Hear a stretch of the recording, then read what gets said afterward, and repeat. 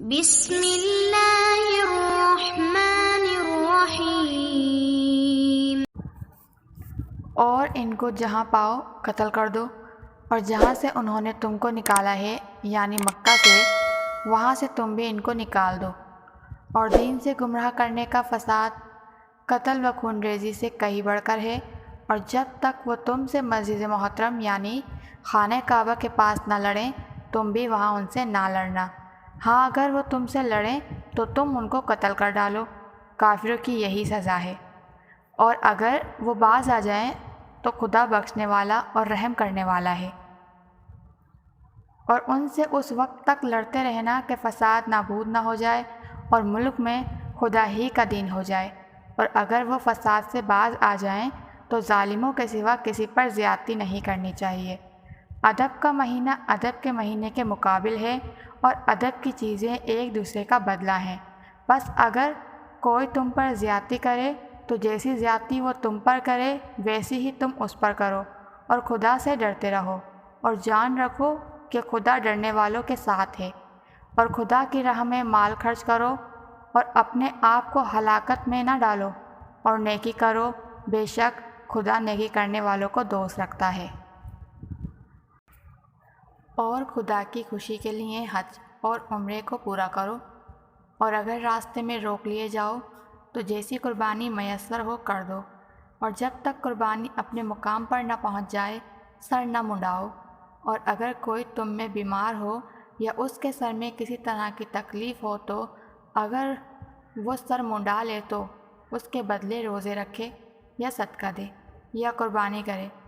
پھر جب تکلیف دور ہو کر تم مطمئن ہو جاؤ تو جو تم میں حج کے وقت تک عمرے سے فائدہ اٹھانا چاہے وہ جیسی قربانی میسر ہو کرے، اور جس کو قربانی نہ ملے وہ 3 روزے ایام حج میں رکھے اور 7 واپس جا کر، یہ پورے 10 ہوئے۔ یہ حکم اس شخص کے لیے ہے جس کے اہل و عیال مکے میں نہ رہتے ہوں۔ اور خدا سے ڈرتے رہو اور جان رکھو کہ خدا سخت عذاب دینے والا ہے۔ حج کے مہینے مقرر ہیں جو معلوم ہیں، تو جو شخص ان مہینوں میں حج کی نیت کر لے تو حج کے دنوں میں نہ عورتوں کے پاس جائے، نہ کوئی برا کام کرے، نہ کسی سے جھگڑے، اور جو نیک کام تم کرو گے وہ خدا کو معلوم ہو جائے گا۔ اور زاد راہ یعنی راستے کا خرچ ساتھ لے جاؤ، کیونکہ بہتر فائدہ زاد راہ کا پرہیزگاری ہے۔ اور اے اہل عقل مجھ سے ڈرتے رہو، اس کا تمہیں کچھ گناہ نہیں کہ حج کے دنوں میں بذریعہ تجارت اپنے پروردگار سے روزی طلب کرو، اور جب عرفات سے واپس ہونے لگو تو مشعر حرام یعنی مزدلفہ میں خدا کا ذکر کرو، اور اس طرح ذکر کرو جس طرح اس نے تم کو سکھایا، اور اس سے بیشتر تم لوگ ان طریقوں سے محض نہ واقف تھے۔ پھر جہاں سے اور لوگ واپس ہو وہیں سے تم بھی واپس ہو، اور خدا سے بخشش مانگو، بے شک خدا بخشنے والا اور رحم کرنے والا ہے۔ پھر جب حج کے تمام ارکان پورے کر چکو تو منع میں خدا کو یاد کرو جس طرح اپنے باپ دادا کو یاد کیا کرتے تھے، بلکہ اس سے بھی زیادہ۔ اور بعض لوگ ایسے ہیں جو خدا سے التجا کرتے ہیں کہ اے پروردگار ہم کو جو دنیا ہے دنیا ہی میں عنایت کر، ایسے لوگوں کا آخرت میں کچھ حصہ نہیں۔ اور بعض ایسے ہیں کہ دعا کرتے ہیں کہ پروردگار ہم کو دنیا میں بھی نعمت عطا فرما اور آخرت میں بھی نعمت عطا فرما، اور دوزخ کے عذاب سے محفوظ رکھ۔ یہی لوگ ہیں جن کے لیے ان کے کاموں کا حصہ یعنی اجر نیک تیار ہے، اور خدا جلد حساب لینے والا ہے اور جلد اجر دینے والا ہے۔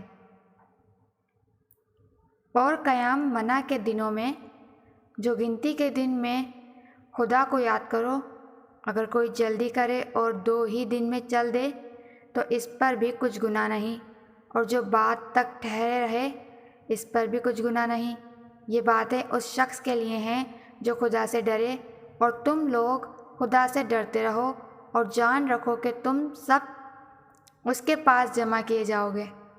اور کوئی شخص تو ایسا ہے جس کی گفتگو دنیا کی زندگی میں تم کو دلکش معلوم ہوتی ہے، اور وہ اپنی مانع ضمیر پر خدا کو گواہ بناتا ہے، حالانکہ وہ سخت جھگڑالو ہے،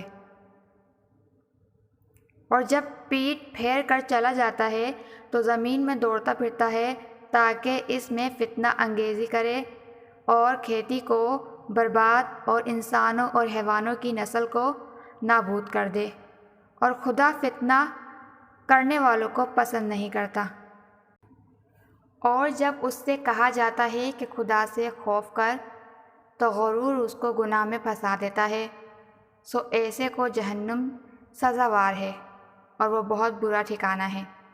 اور کوئی شخص ایسا ہے کہ خدا کی خوشی حاصل کرنے کے لیے اپنی جان بیچ ڈالتا ہے، اور خدا بندوں پر بہت مہربان ہے۔